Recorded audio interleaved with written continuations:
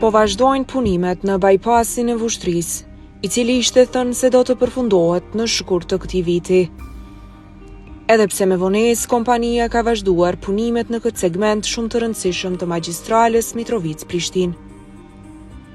Nga pamjet shihet se ka përparim në punime, ku po hidhet vazhdimisht zhavor në traseën e bypassit. Punime po kryen edhe në disa ura që kalojnë mbi rrugë, të cilat lidhin rrugët e fshatrave nga Kuxar pranë magjistralja. Edhe pse po kryen punime, duket ende larg përfundimi i bypassit që mundson mënjanimin e futjes në zonën e qytetit të Vushtrisë. Ky bypass pritet që të shkarkojë komunikacionin dhe të largojë kolonat që prej shumë vitesh janë rutinë në hyrje të Vushtrisë.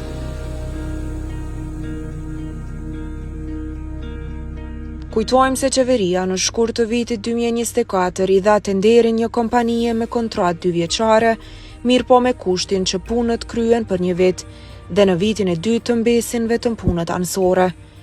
Por kompania s'ka arritur të përmbush planin dinamik të punës që rruga të kryet brenda 1 viti.